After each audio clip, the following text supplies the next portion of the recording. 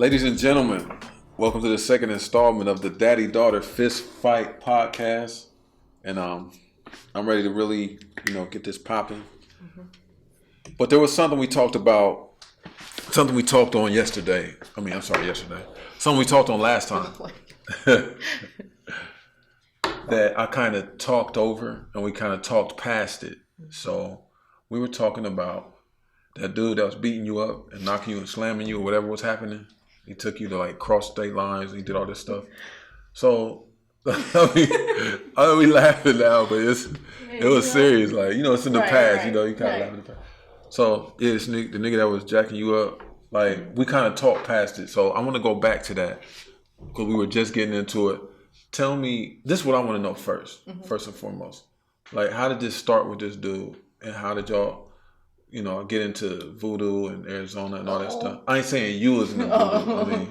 Let me stop you there. I don't know. I wasn't there, so I can't say what you was or wasn't doing. Well, I can say what it was. It was not. So just give me an idea of what happened. Go ahead. So basically, it was a thing of where now he had a past of voodoo in his family, and he had even admitted that he had dabbled whatever in it, and that was his experience, but his whole view and his whole perception of God was just distorted. So he was kind of speaking from his point of view and his end, and that's pretty much how we met. Back when I was smoking, he was we was all smoking in the car.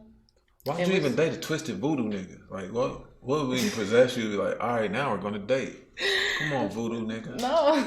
I don't. No, it was the change that happened. So you gotta let me finish. Okay. So, we talked for it was like I said, it was three of us, and we was all cool. It wasn't nobody like you. A distant friend, somebody from female, male, what? Male. Mm-hmm. So you and two niggas in the car, and what happened? Smoking. Uh-huh. So we was talking about where the lie detector, where the Bible. No, but so yeah, he was talking about his past. He was talking about his whole view of Egyptian stuff and stuff like that, and how so? What you mean about Egyptian stuff? He basically thought Egyptians were we were the real gods, and that was our How do you say we? He from Egypt? So it was just his view. Basically, it is a wide. I forgot what the term is exactly, but a lot of people that have this different view of they don't want to attach the religion aspect. It was this view of well, we were supposed to be kings and queens they were back in Egypt. It's no, actually we were enslaved in Egypt. So let me get this. What I don't like about this. What annoys me about black people. I want us to feel kingly and queenly. I want us to believe, but at the same time, you said, we was kings and queens in Egypt. So everybody in Egypt was a king and a queen? Last time every single person? Moses had to say, let my people go. And he had a stuttering problem. And he had to do it by God's will. So it's it's annoying. Or in Africa, we was kings and queens in Africa. Mm-hmm. Nigga, everybody wasn't a king and queen in Africa.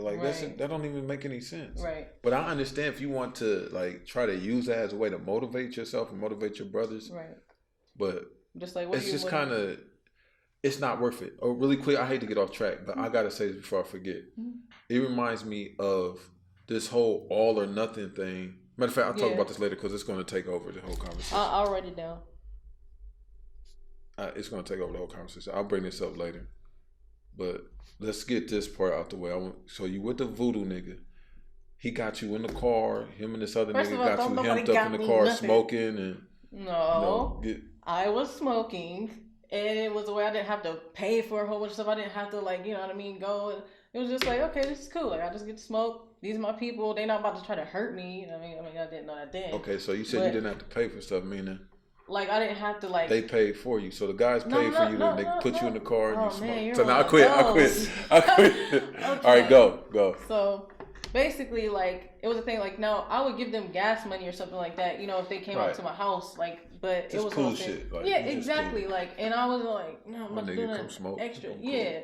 So it's just hey, you need some money, or they needed help too. They was struggling going through their own stuff. So that's kind of how I guess we bonded. It was one of those trauma bond type things, low key. So we was talking about God and stuff, and I was talking about just what I know. Exactly, and Grammy was still there too. So matter of fact, I remember spreading for the good sure. word. Yes, I remember for sure. So his view was kind of like more of a sympathy for the devil type thing, like. But God, that's one of God's children too. God created him too, so he gotta love him too. So you mean to just tell me he just gonna get sent to hell after all this? I'm like, you gotta understand the severity of what he did. Like, he basically literally tried to dethrone God himself because he thought he was better. And I'm like, I ended up, I remember asking Grammy, I'm like, hey Grammy, what was like and she called it the I will, the five, I think it was, I wills of pride, where basically Satan thought within himself, I will be like God, I will be like this, I will ascend to heavens and make myself, like, basically he was declaring within himself, like, yeah, I'm about to do this, like, I'm about to try to take him out, like, or everybody should be worshiping me because don't nothing get cracked until I get there anyway. Like, that was his whole thing. And so once I started to help them realize that, and I showed them where it was in the Bible, that's where they kind of to have a, like, well, at least more so him, he kind of have a change of perspective of like, dang, so like he did kind of like mess up, and that's why things is the way it is now. It's not so much just like, oh, the devil's still one of God's children and he loves him so much and he's not going to just punish him forever. Like, you know what I mean? It's like, no, like. Yeah, I don't believe that. But Right, I believe something maybe a little different than what you believe. We kind of talked about it a little bit, and I don't want to get too deep into that. Maybe we could talk about that a little later on. Mm-hmm. So y'all had good conversations. Yeah, so y'all smoked and all this stuff. Right. And then so he started to change his perception, you know what I mean? And he had said that I remember, I think I mentioned to you that his family like have voodoo in their past and stuff like that, and like something happened where like his aunt had put like some type of whatever on her husband, and then like, but it was basically so damaging because it wasn't natural, you know what I mean? Like he ended up dying like early of stress or something like that, and then she died like a couple days later because whatever bonding, whatever, you know. So it was like one of those things like, oh, okay, so you actually got that in your family, like you're not just joking. So, but he is saying that like he had his experience, but then that stopped him from wanting to be a part of it, just the stuff that he experienced. So it was more of a thing where it's like, okay, maybe he's changed, like, you know, enough to where me helping him see the reality of like the good side or whatever you want to call it, like, will help that change even further. You know what I mean? Especially if it's like progression steps, because you can't expect perfection from somebody that's imperfect. And so not get too bogged down in the minutia of all this. Mm-hmm. So basically, you saying I've started dating this voodoo nigga because I felt like that wasn't so prevalent in his life, and he started to see different perspectives that made more sense to what I'm doing. Basically. So like attractiveness, did you think like he's attractive initially? Yeah, he was like at first did you think that, or later did he grow on you? Which one was it? It was kind of both. Like he was kind of like handsome in his own way. Was he shorter than you? No, he was like the same height. Okay, you see, you I'm pretty tall. So yeah, I'm like the average. I'm not even. Let's see. Do you date niggas shorter than you? Have I dated? Yeah, Cedric was technically shorter than me. Yeah, technically. And what you think about that? Some girls won't do it at all. See, that's the thing. A lot of people assume that just because I'm tall, like they're like, oh, I ain't gonna talk to her. I know you don't like short. I mean, I know you don't like. But it's like, to me, it's about the person themselves, what they stand for, what they about. And if it's like, if they happen to be shorter, I'll be wanting to make sure that he doesn't feel some type of way about me, to where it's like, if I wear heels, now he gonna feel like, oh, I don't want you. You know what I mean? Like, you got to be comfortable within yourself. What if a nigga up to your chin? Like, what if it's like, you could do like this on the top of his head? Would you be like, that's then my boo? Like, yeah, like, you love that little nigga? if that was my person, you know what I mean? Like, if we really, like, clicked and really, like, had a connection, then I don't. So that'd be your man. Like, this my man. You're like, Taylor, are we gonna go throw the ball? This your man. This your grown-ass man. I don't know look about the talking Taylor, like I really that. Look up to you. Honestly, literally. Literally. I don't know. Like, at the end of the day, I feel like it's me. It's not for me personally to discriminate against, but there probably would be some type of like part in me that'd be like, oh. My thing overall would just be like, I don't want to like eternally like or forever like demasculate him in a way, you know what I mean? Because like, I wouldn't want to do that. It may not even be a problem to me, but it may be a problem to him, or it might grow to be a problem with us being out in public. Now we're together, and now niggas feel like they can try you just because your dude's short. You know what I mean? I don't want to start that thing for him. That's why some dudes had that short man disease. They go off first. They don't care. I mean, They got a chip on their shoulder. And it's sad because we can't like change how we're made. You know what I mean? Like I can't soft part my legs and then like put them back together and make them shorter. Like can't nobody even, unless they want to wear heels. And man, probably not gonna do that if he's like, you know what I mean, wanting to attract women. He's not gonna wear heels. Like, hey, I'm tall. Like, and be proud about it. Do stuff like that, like to attract a woman. Like I'll say, there's a thing that I always heard about that I thought was that I've heard about it in certain funny instances with TV shows and stuff, and it's called heightening.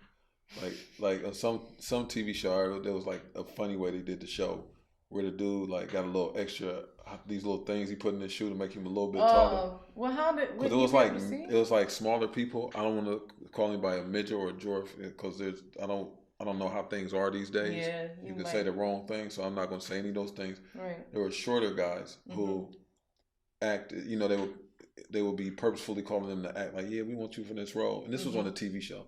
Okay. And then he was like, man, I think dude is heightening, man. It's like he got some things in his shoes, like, because it was cool. They needed him to be, you know, the size they was, but when dude had like that little height, like he had the edge, like he stood out more. Extra little. Yeah, so for that purpose, I can see where people really do that. But I don't know, it's kind of weird. Yeah. So go ahead. Oh, my bad. No, you're good. I was saying, like, I just feel like it's all about the person and what they're comfortable with, and with them being honest about it, because you have dudes all day, I don't care about you, I don't care about it. But then, like, soon as they be like, oh, you gotta wear heels? You know what I mean? It's like, yeah, I thought you didn't care. Like, you're like, damn. Right. Right. And I do be realizing, like, when I put on heels, I'll be like, dang, like, I'm really tall for real. Like, that'll help me realize, or if I see it in a picture or in a mirror or something, I'll be like, yeah, I'm pretty tall, you know, but it's nothing I can do about it. So it's about just being comfortable within whatever it is that you're naturally made of. So you're comfortable with your height. You're not hating on a smaller dude, but this dude was your height. Yeah. So you got this dude. He's your height. He's getting past the voodoo stuff, right? And your guys are starting to build a relationship. So let's fast forward all the way to the abuse in question, the physical abuse in question. So y'all go through all the stuff. You have your ups and downs, and you have certain situations where you said things got really testy. Let's get all the way to the real heart of it where it really got bad. Okay, so I'll try to like summarize like most of the arguments before it got physical, so you can kind of have like a little pre-surface or prequel, whatever they call it, like to how it ended up being the way it was. So in the beginning, like there were a lot of things that, remember how I was telling you, like guys will do things like where it's cool for them, but then even if the girl does like something a little tiny bit, almost like what they did, now it's the end of the world. Now they see like what we was complaining about. So it was one of those things where like he had like these friends that were girls. Some of them messed with, some of them he didn't. And so he said like, you know, but he was still friends with them, and neither they would like, you know, he would just only talk to them if he needed some money or something like that. But like, especially now that he was in a relationship, it was a thing of like, no, I'm not, like, you know what I mean? I'm not trying to mess with them. But then he would call like one of them sweetheart or something like that, or something like where it'd be just a little too much. If you're in a relationship and you're talking to a girl that you used to mess with, you don't need to be calling her sweetheart and trying to like get stuff. You know what I mean? Baby. Okay. You'll be single and crazy. Nigga, you need the money too. Man, at that point in time, I was just about to. That was back when I first started getting unemployment, or I was trying to. So I was about to be cool, but it was about him understanding like you ain't got to do all the extra stuff, especially if I was hitting up a nigga like, hey babe, like boo, whatever, and then try to make it okay to you. Like, I'm just trying to get the money for us. Like, get your heart. Like, you know what I mean? Like, a nigga would understand, like, that's not how you move in a relationship. Then you want to get this whole dissertation about relationships and how it should be done, but when it comes to how you want to do it, but you don't want you to do it. You want to justify it to the cows come home. That's not a guy or girl thing. Like, I'm telling you. No, I know. I'm just saying that's what happened. On both sides. I know. But earlier you said guys. But the reason why I brought that up is because I've been in situations like that. Like, I had this chick I was talking to, and she was kind of finessing, and I was with it like, yeah, you still finessing. You got these situations out here. The guy, I remember she had his cell phone. This is the early days of cell phones. And some guy was paying for a cell phone. Some guy brought her a whole nother phone. I had that phone. So this nigga paying for both our phones. I can see what you're saying. She was like, man, I got to go hang out with this nigga. You know, I was like, go ahead, like, go hang out with him. But, you know, I was kind of salty because by now, she getting to be like my real girl. Like, this is my real girl. And she like actually hanging out with this nigga. And I'm like, were you hanging out for a long time? What's up? You ain't coming home yet? Yeah, I'm like, what's going on? She like, yeah. Da-da. And he was like, he was kind of, I don't want to say he was mildly slow or something. I don't know. Like I said, I don't want to be he ain't put two too politically incorrect, but he was just a little bit off in a way. Mm-hmm. So I knew like we had kind of a bond that was it was kind of a deep type of bond. You know how some people y'all kind of click in a way. Yeah. So I didn't feel threatened as much as I was like, all right, nigga, like this. All right, bro. This don't feel comfortable though. Yeah, like, yeah. So I hate when you trying to kind of finesse a situation that you shouldn't be doing it, and then you got your heart in this place, and you like, well, we want to do this thing over here, but at the same time, I'm bonding with this person in a way to where we shouldn't be doing any of that. Right. So that had to feel off to you just from the beginning. That's what I was saying. Like that's how it all kind of started. It was a whole bunch of stuff about him to where he's defending himself. He's justifying things. He's like making like it's cool because he's with me. You know what I mean? Like I'm with you. This is all I want. Like that type of thing. And it was just like, all right. And then as a woman, you just got to go along with it. Because if you keep tripping, then you're going to be the chick that's tripping all the time. You know what I mean? And I ain't want to be that. So it's just like, all right, man, whatever. Like it is what it is. So anyway, fast forward to, I guess I'll just fast forward to like the very first time that we really got to like a physical thing. Like it was about rent.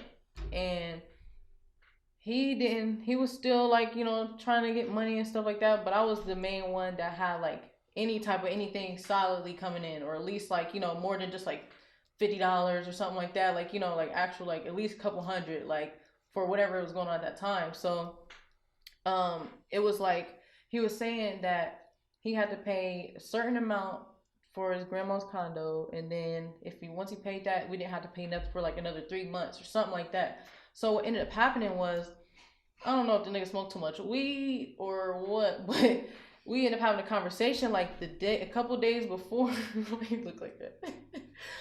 We ended up having a conversation like a couple days before where I told him like, okay, I have like $280, and it was like, I think we owe like $350 or something like that. And I'm like, I got $280. That's all I got for right now. I'm like, but as soon as I get the rest, you know what I mean? Like I can get you the rest, but this is literally all that I have right now.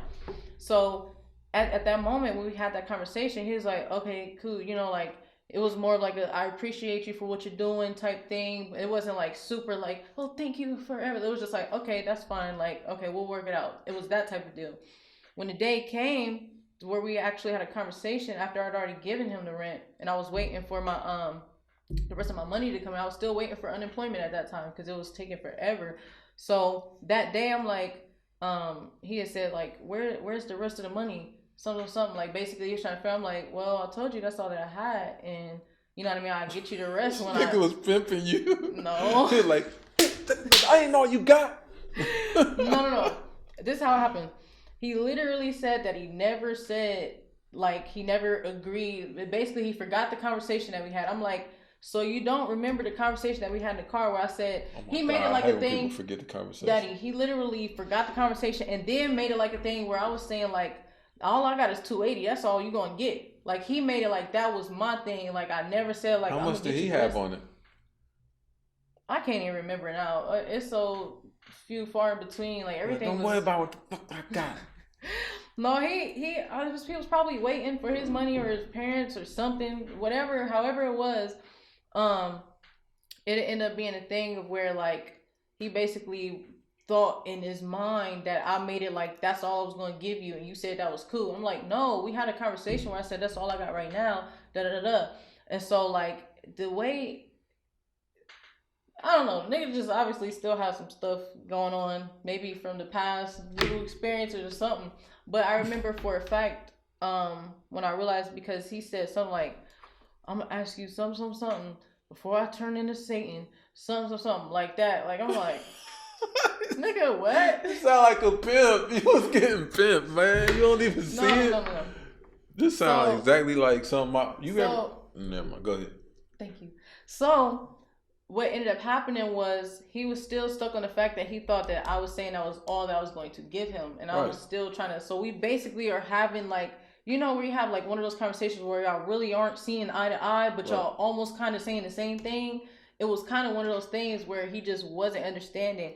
And then like he just started going through like the whole situation. I was standing right here, and you said da da da, and then that's when it started to get physical, and I'm like, bro, like, when you say get physical, what are you saying? What happened? Like you like Did slammed you me against stand the up? wall. Did you stand like? I was sitting there. Let me see, where is that? Matter of fact, that's what it was. He tried to show me a text message of where like he said something and I said something, and then I realized like, oh, you're trying to bring up something that's not even relevant. I'm like, that's not even what we talking about. Like, that's not even relevant to what we're talking about right now. And as soon as I said something like, I already know what you're talking about, that's not it, or like I forgot sis. I think I may have said like, I don't want to see it because that's not it, or something like that. So as soon as I didn't want to see like the proof, I guess that he thought was going to end the whole thing, like that's when he started to get mad. So he like slammed me in the wall, and then it was like, okay, hold on. All right, so we're here. Now, you're saying that you was like, the stuff you talking about is not even relevant. right. And he's basically like, it ain't relevant. Boom. Like was it something like else? Because it's hard to get to the. I know, that's what I'm saying. Like, it's so funny because people would love to think, well, there has to be something more that happened. But when you're in those situations, you know for a fact, like, there wasn't anything more that I could have done. And it wasn't anything like, it'd be different if I was like, no, you're stupid and da-da-da. Like, it'd be different if I was doing stuff like that. Or if I was that type of female to provoke a nigga for real. But what I have also learned is that sometimes I'm too chill and too laid back to where niggas feel like they talking to another nigga. And I think we kind of had that conversation before too, where it's like, I'll be like, hey, you tripping. Like, you, whatever you talking about, da da da da. Like, I'm not about to be all, rah, rah, rah, rah, rah, you know what I mean, all in your face and pointing fingers at you and pushing you. Like, I'm not the one to do that. So, I don't know. Maybe he felt like he had to get my attention or make me listen or whatever the case may be. But, when I wasn't trying to read that text message and I was doing something else, like I was like packing up my clothes or something like that, and that's when he like took me away from it. Packing up your clothes? I think I was cleaning up. I wasn't like packing to leave. So it was like, nigga, man, nigga, you ain't even trying to. Like, you're literally making this like I'm this one that just don't want to pay you the money, and then like what da da da. Like, nah, like that's not what it is. Like, you know what I mean? I wasn't just about to be sitting here on the bed like, okay, no, it's not that. Like, nah, I'm like, you tripping. Like, I told you what it was. If you don't want to hear it, that's on you. Like, you know what I mean? I'm still. Grabbed you playing. Yeah, basically. The wall. Yeah.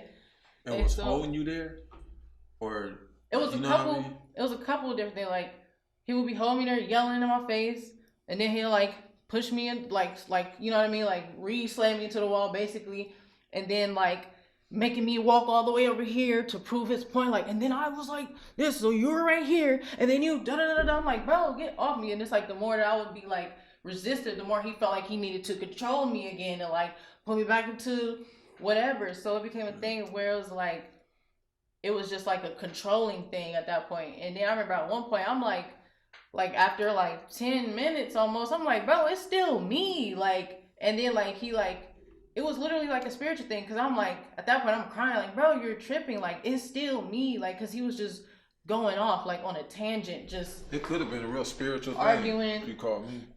It'd be a spirit. It was just like arguing and stuff. And then, but listen, when I say that, because I wasn't trying to get y'all in no trouble. But yeah, what was you about to say? I was gonna say, when I said, I'm like, it's still me. Like, I was like looked him dead in. I was like, it's still me. He was like, I'm sorry. Like, he like kind of broke down and then like hugged me. And then like a couple minutes after that, it was right back to the arguing and the yelling thing. So I'm like, this nigga, like, this is some spiritual stuff going on right now that he can't even control, because like he can snap out of it for a second, like, you know what I mean, when I'm like trying to level with him, like, but then like you right back, like, you can't control yourself. So that was like the first time that we ever had like a real physical altercation. Like, I hope I find. I hope you don't. And see, that's why. Yeah, you don't want to bring people into your stuff and then have people hurt. What? Y'all what? You and Thomas are like, y'all my people, you know what I mean? Like, I don't want nothing to happen to y'all because of some temporary situation. Like, I don't want y'all to be in life. But y'all be protecting us by protecting these niggas. It's like, I understand why y'all do it. Like, you ain't the only one who'll do this. Because then you take it's tough, you take man. it exactly, and it's then tough. what was we just talking about earlier? Vengeance is mine, says the Lord. Like it's God's job to get them together. So that's why I don't feel like it's bad for me to say, God, I need you to defend me, because this nigga's tripping. He been tripping. Like that's not wrong. I'm not saying God send lightning bolts to send just like no. But when I was saying stuff about that, talking about being positive, like I said, it's kind of about trying to be positive in these situations, and not just that. It's not about being positive as much as it's about not hiding the true intentions behind your actions. Mm-hmm. Like sometimes we can whitewash our intentions. Right. Like I'm just trying to. I just want God to protect me, and really, like, you want God to slap the shit out this nigga. That's why I'm saying, like, I feel like it'd have been different. That would have been whitewashing the intentions if I would have been like, God, I need you to curse him because da da da. And then I was trying to make it like, no, I just asked God to defend me. Nah, like I was literally trying. It's not. If you say that, that's different. If you say, God, I want you to defend me, but inside you burn with a rage that wants this man hurt.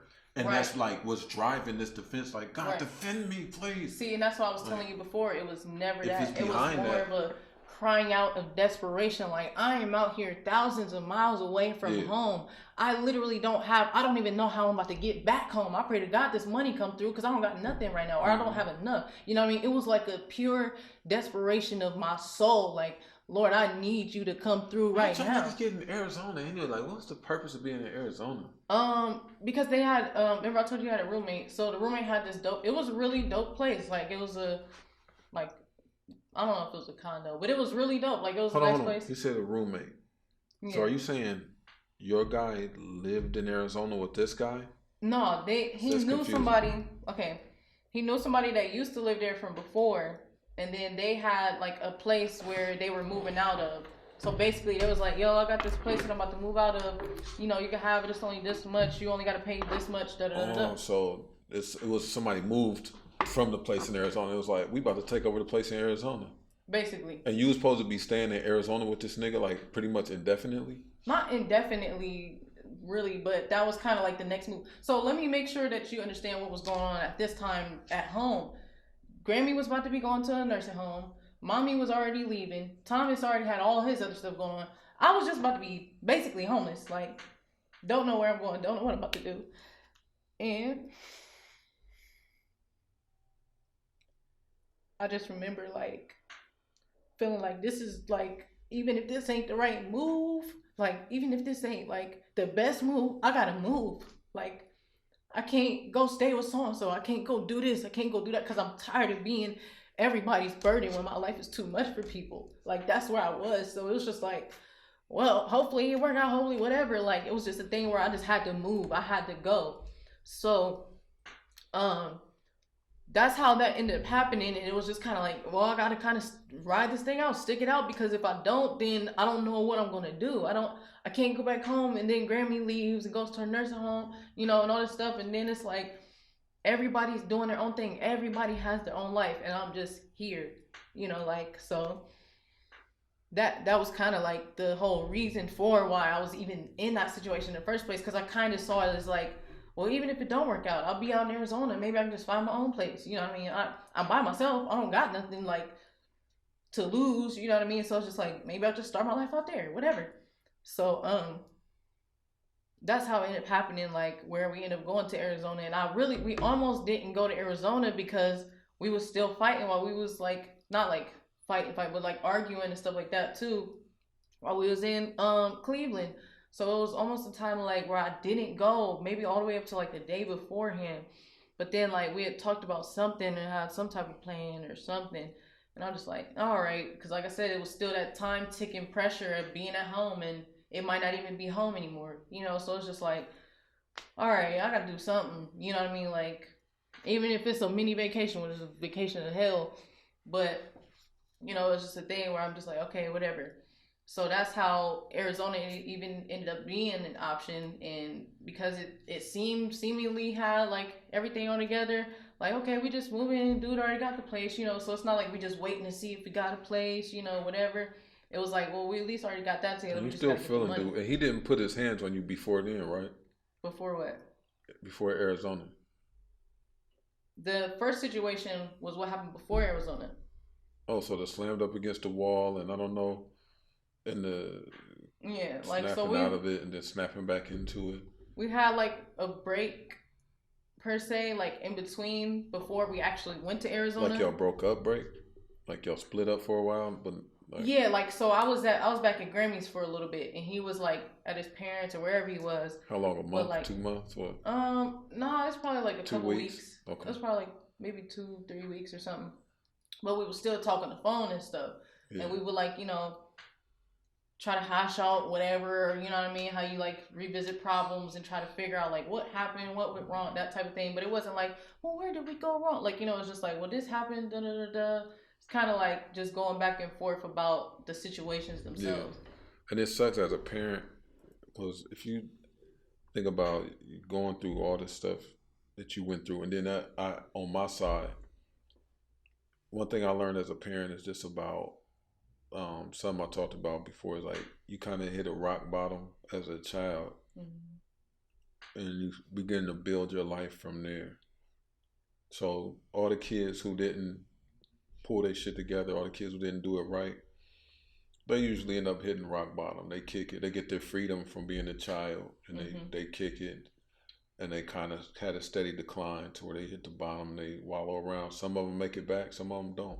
Mm-hmm. As a parent, you just gotta pray they make it back from that. Right. You know. Right. And it sucks because that's when you don't know when you're helping or when you're hurting as a parent. You Mm-hmm. sometimes you feel like the more I help them, the more I'm hurting them because they don't, they don't want to pull their shit together. So you feel like, well, I give them this, and it's like you using that as a way to not get your shit together. And I know the one thing that made me the person I am today, where I can even feel comfortable and do things by myself, is going through that situation in my life where I kicked it. I used all my time up, and I had to scramble to figure out where can I go. I burnt all these bridges. It was nowhere for me to go, and I was basically out in the street. You know what I'm saying? Like I remember sleeping in my car. I remember turning on the car at Yep. night Yep. at such and such in the morning Went because through if I that wouldn't too. have, I would have froze to death. Mm-hmm. I was like, but I shouldn't have because I didn't have enough gas to Right. be turning the car on, sitting with the Right. car on.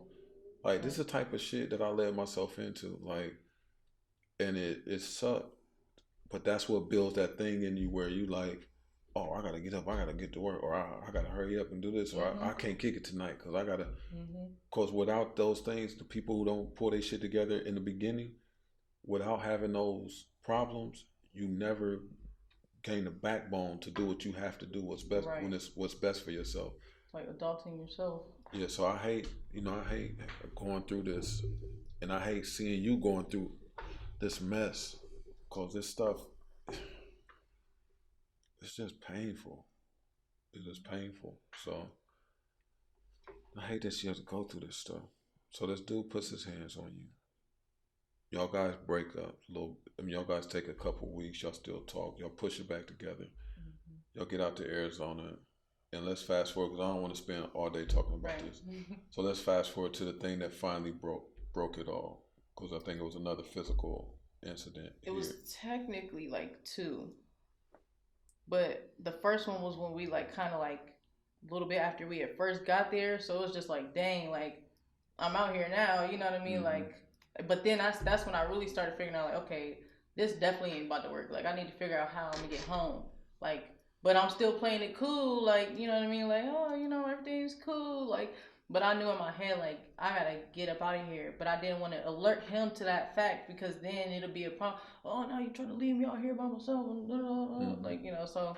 What happened? Y'all first got out there, and So then when we first got out there, um, what happened? He had asked to use my phone for something, and I wasn't talking to nobody in the Instagram DMs or nothing. I wasn't texting nobody, so I wasn't, I wasn't worried like, oh no, here you go, like, So I'm like, yeah, cool. And I was in the shower too, so I'm like, okay, cool. So then next thing I know, he asked me like, who's this? And it was one of my friends that I've been cool with for 10 years. We uh-oh. never, right? We never. But this is one of those situations where the same way that that's why I said what I said in the beginning, because the same way that he got to justify all of his friendships, and like, well, we didn't mess around, and this is just cool, this is just that. Yeah, you know he wouldn't let you justify your friendships. Exactly. So what ended up happening was he took it upon himself to assume, like, because I said one of my friends was like going through a really hard time, and this is what I said, like one of my actual close friends, and they actually live in LA. They don't even live here, so don't see them. You know what I mean? Don't see them all the time or nothing.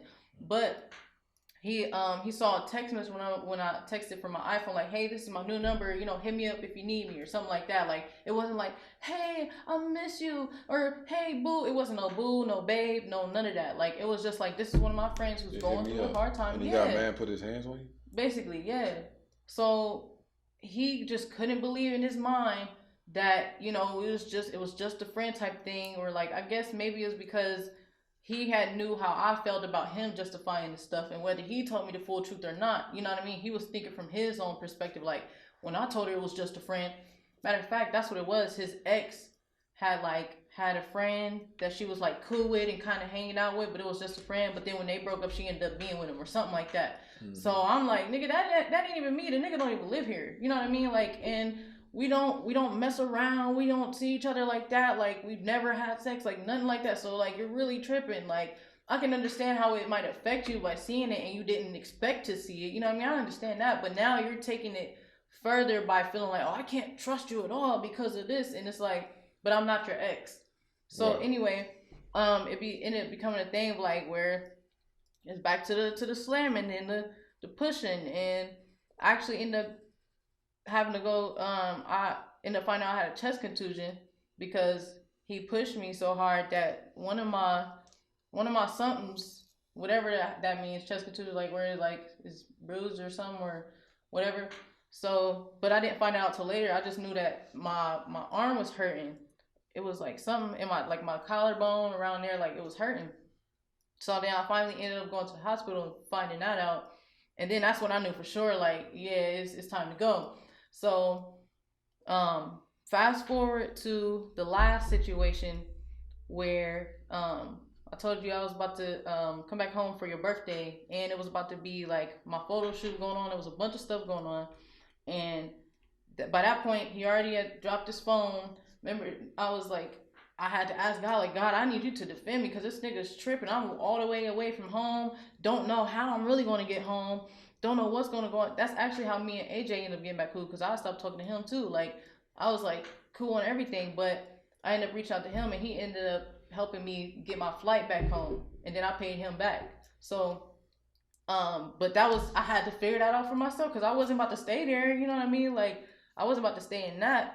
But when it came time for me to leave, he was like, oh, like literally asked me like the day before I left. Mind you, I asked him days before that, like, so what you about to do, you know, about like, you know, having a phone, you trying to go get a phone? Nah, I mean, I'm gonna figure it out, like, you know, such and such. Like, it was like he had it under control, or he was just gonna make it happen. But then right before I left, now it's like, oh, can you leave your laptop so I can have something? Like, I just was trying to get you to go get a phone, you know what I mean, the other day, or trying to help you figure out some type of communication so that you'll be straight while I'm gone. But now you're trying to put it all on me, like, if I don't leave my laptop, then. But like I was saying, like, to me, it was more of a thing of like, he just wanted to make sure I was going to be for sure coming back, because he probably knew I wasn't. So when it was a thing of like, I'm like, nah, like, I got my music on here. I might be performing, like, you know what I mean, my music and stuff. And I got to do a photo shoot. I need to. So he started to get mad, like, at the idea, because he could probably see me, like letting it be known, like, I'm not giving you my laptop. And he probably just saw it as excuses, like, no. And he took it as like, oh, you're just going to leave me out here, like, and you don't need it. Like, ask me questions like, so do they ask you to take your laptop with you when you're at the photo shoot? And do they da-da-da-da-da? So you need this for that? I'm like, nigga, it's my stuff. I don't care if I needed it to throw like a frisbee. I want my stuff. You know what I mean? Like, whatever it was. So he started to get mad about that. And I can't remember exactly how it happened. But the last thing I do remember, last thing I remember for sure about like the fight itself was like he like had me like pinned down like on the bed. And I was like swinging upward, and then I'm like yelling. I forgot what I said, but then the roommate ended up coming into the room. Like, the roommate just so happened to be there that day, and he ended up coming into the room and like pulling him off me. And I'm like, nigga, something. I'm like, bro, this ain't that. Like I was like going in, like, Cause I was ready to actually really start fighting now. Like I was ready to like bust his lip and like see some teeth or something. Like you know what I mean. So I remember after that happened, like I think he had left and like walked somewhere or something. But I remember just packing up the rest of my stuff. But because all of that had happened for like it was going on for like an hour, like how it started, like when the question and type stuff, it was so much that I ended up as soon as I got done packing, the Uber would have got me there too late. Like I was done packing, but by the time I would have got there, the flight would have either been about to take off or just taking off. I'm like, dang, like I still got to get through security. I still got to do. I'm like, so I'm not even gonna be able to make this flight. But I'm like, I ain't trying to be here, you know what I mean? But it was just like it was too late. So then he made that like it was my fault. Like, well, if you would have started packing the day before, like it was like this whole like mental hell, like where just like it was never really that much accountability. And like even though he knew he was wrong for how he reacted and how he acted about stuff, it was always some type of justification because if I would have such and such, or if I would have packed a couple days before, you know, or if I would have spent the time, well, it's not my fault. I hope you don't think it's my fault that you missed the flight because such and such and such. If you would have da da da, like stuff like that, like so I'm just like whatever, bro. It don't even matter at that point. Like I had to reschedule the flight. Then finally, I left like half of my stuff there. I'm like, I don't even care. Like when I was packing, I was strategically trying to like, excuse me, pack the clothes that I didn't really care about that I wanted to leave. And I still like, you know, I care about my clothes and my shoes. You're trying to pack the clothes that you didn't really care about. It's like the opposite of what you wanted to do. I'm confused. Yeah, pack the. Oh, I was trying to pack the clothes and leave. I was trying to leave the clothes that I didn't really care about and pack the like most important stuff that I could. But because I'm going on a flight, I can't bring everything. Like we had driven down there, so I like everything was in the car. You know what I mean? We had like more room than just overhead and like a stowaway or whatever. Like you know, so I had to catch an Uber to the thrift store to buy this other little long duffel bag thing. Well, we don't need to hear every little thing on the podcast. Let's just get an understanding that you had a fucked up situation. That was pretty screwed up. Yeah. When I got home, I was like, "Oh, Granny, thank God." Yeah. For real. Wow. My Grammy, and then I took care of Grammy until she left. And that for me, even though that was hurtful, that was my peace. Like just being able to be back home. Like, oh my God, like thank you God. You know what I mean? Like because that was literally hell on earth. And even just being there for my Grammy, like it made things like it changed the perspective for me, and it made me so grateful. Like, I got another nigga for you to talk to. He in the voodoo too, but I'm punching your face as soon as I meet him. I'm cool. Well, it's a stylish voodoo. It's not that all dirty down. Stylish. I'm like, wow. So look, man. You don't never gotta be that far out there where you can't talk to your people and get your people to help you out of these situations. Because when you try to listen, no. Y'all gonna help like he crazy too. What y'all gonna do though? Y'all gonna match his crazy and then now everybody Who crazy? knows? Hey, I mean that's what it's about, man. This planet is not not all grist and gravy. Now wouldn't that be wrong if y'all took it upon yourselves? It's not all flowers and dandelions and shit. I know. I've learned. I mean, so you don't have people for nothing. Yeah. You know what I mean? Like, I got these people so I could just take it all on my shoulders and hope for the best. So I understand why you did what you did, and when it comes to stuff like that, and I get it, but it's like, we got to find some kind of medium, because you can't just be out there like that. Because it could have got so much worse. Right, exactly. And then to say, well, I want to protect you, and at the end of the day, you're not protected. Right. And you die, you lose an eye, you know, you get a concussion. All this stuff is happening to you, and it's like, you protected me. I don't feel protected. I feel horrible. You know what I mean? So at the end of the day, I don't need to be protected to the point where you destroy yourself protecting me. That's not it. Like if there's a bullet coming for me, I don't want you to jump in front of it. Right. Somebody coming to hit me with a car, I don't want you to jump in front of it. So I'm not trying to be protected so much to where you hurt yourself. Yeah. So just keep that in mind too, and try to pick better niggas, because you should know from the beginning. I feel like this nigga was talking all that voodoo shit in the beginning. That, I can understand that, but it's the same way people are like, oh, it's not that serious, or you can't judge somebody about the da da da. Like, it's always some type of justification for everybody. You know what I mean? Like, if I'd have been like, oh no, he's devout. Like now I'm being judgmental because I believe in God. You know what I mean? But it seemed Like, like it's some always red. something. But no, but there was some red flags, like the voodoo Of stuff, course, and of then course. the nigga like checking in your pockets, like this ain't enough, backhanding you and all this stuff, and sending you back out in the street. Like that stuff is a red flag. I'm taking to Arizona. It's a lot of money in Arizona, and you didn't ask him where the money was at or how y'all was gonna get it. No, I just hate the way you paint pictures so bad. I just want to rip it down. It's a whole lot of money out in Arizona. I'm gonna take your ass out to Arizona. We gonna get this money. You all right? Okay. No, So it was more of a thing of just...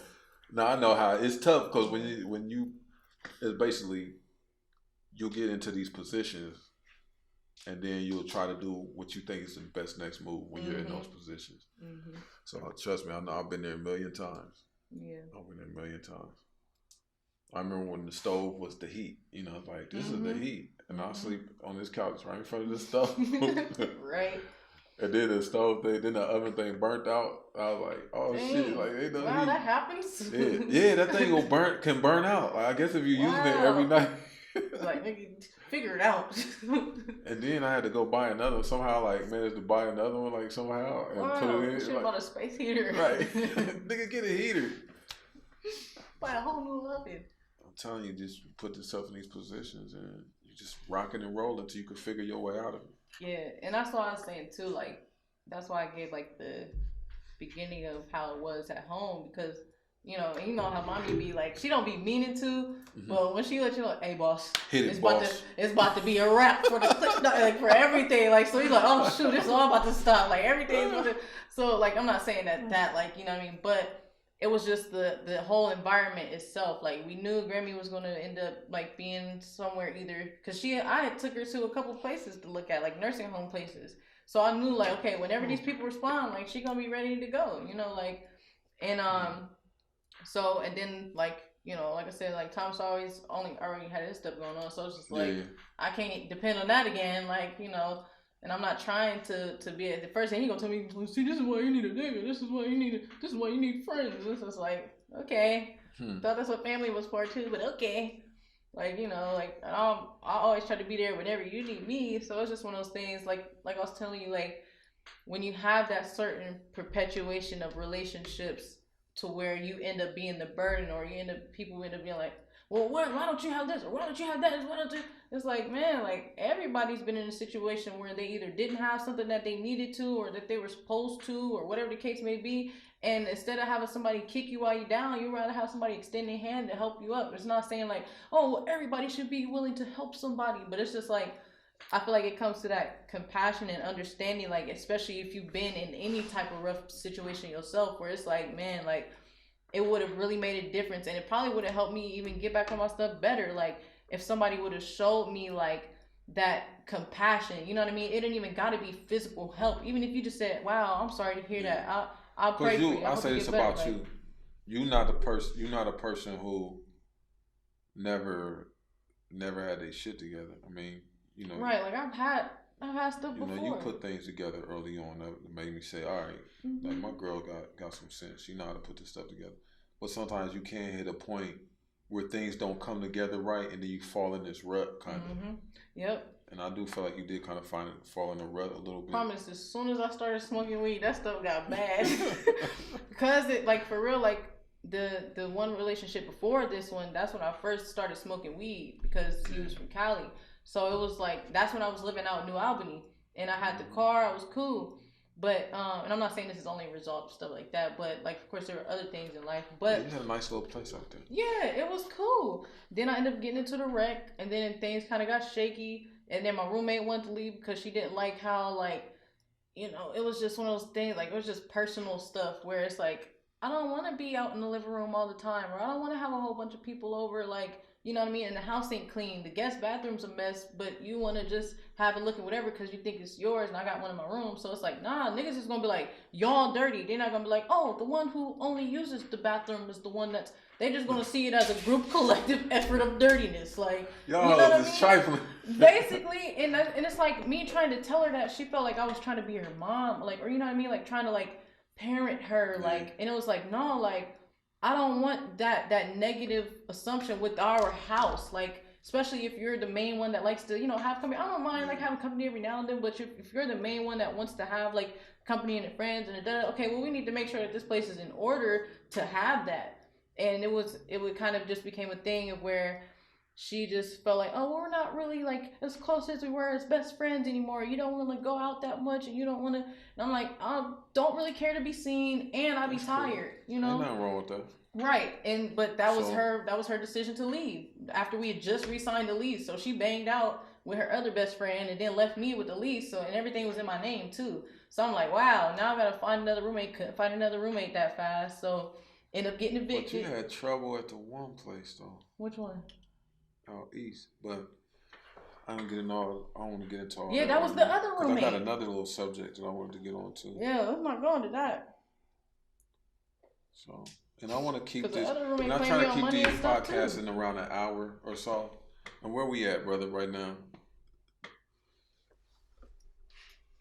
10. So I'll start in on something that's. Because it seems like we talking a lot about you, and I fuss with you, but you ain't, it ain't all about you. Sometimes it's about me. Hell, thank God, give me a break. So, talk your lips dry. Right, thanks. You should have got some waters or something. I know. I wanted to get something. I forgot.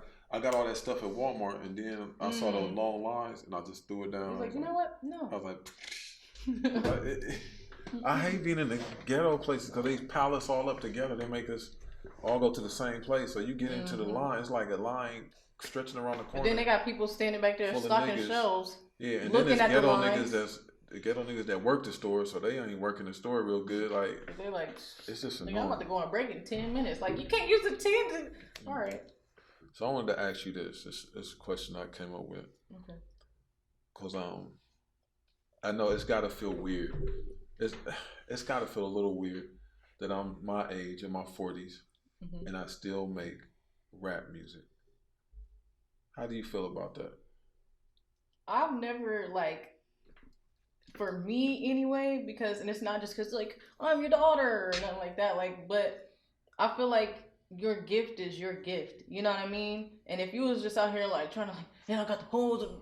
Now if you you know what I mean, pushing this narrative that ain't even you know what I mean, and you trying to fit in with the crew type deal, then that's when it's like, okay, you might be time to hang it up. But you have your own style, you have your own unique talent. Me and Thomas have always loved your music. We've always loved your beats. We've always loved your style of rapping, you know what I mean, all that stuff. So it's never been a thing of oh, you need to stop. It's not an embarrassment. I think y'all think I'm a weirdo, even though y'all love me. Wow, why do you think that? I don't know. Wow. This is your time there. You can talk now. I don't know. I think that. I mean, I can't elaborate on it because I don't have any. I think definite facts about it. I think I'm kind of eccentric or weird in a way. At least for me, and I feel like I can say it for Thomas too. I don't think Thomas thinks you're whack at all, but whack. Did you say whack? Yeah. I didn't say whack. I know I'm not whack. Court. My bad.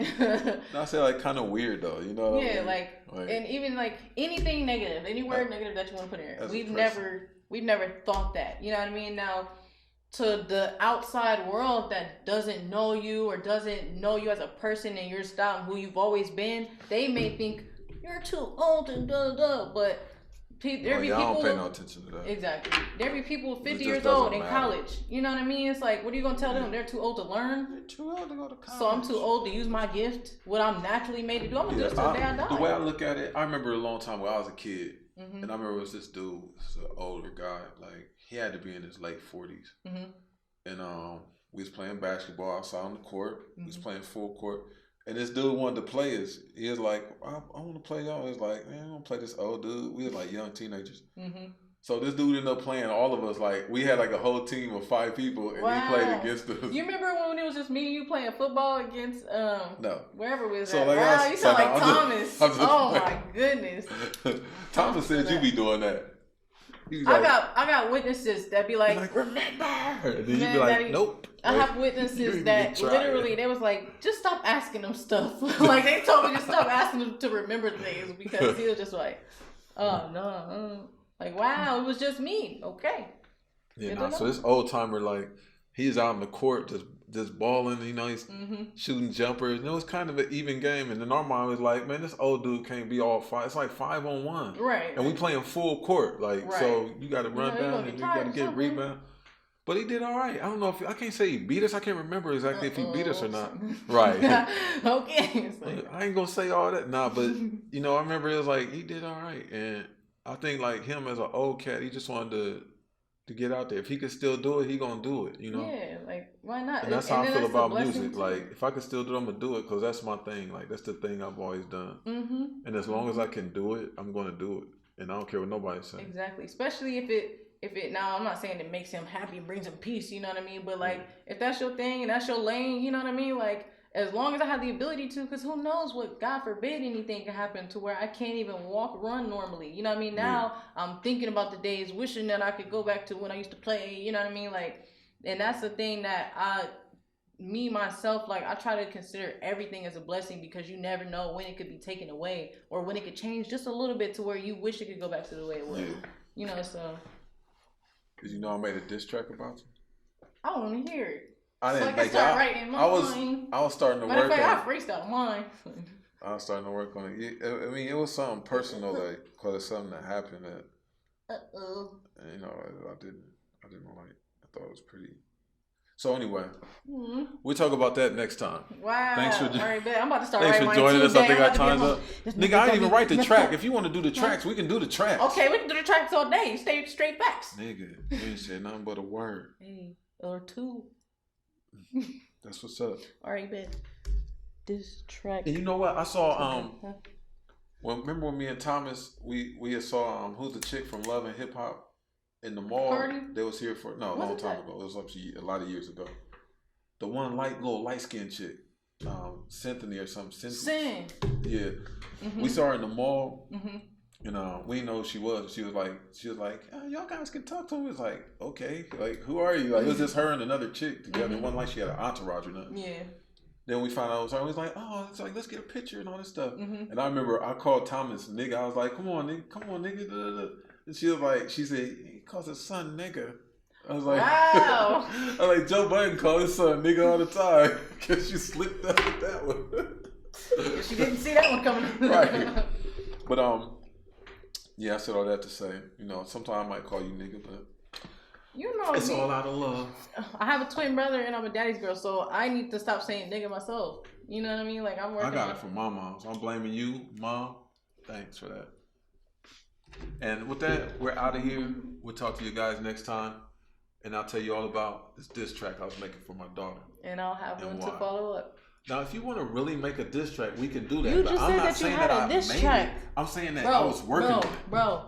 I was like, my mind, I was like, yeah. Bro, well, my mind is going to make one. I got to get through to this nigga. Like, it was like, I'm going to get through this diss track. And whatever you talk about, I'm going to talk back. Okay. Yep. I'm going to really do it. You see the diss track next week. Thanks, everybody. Thank you.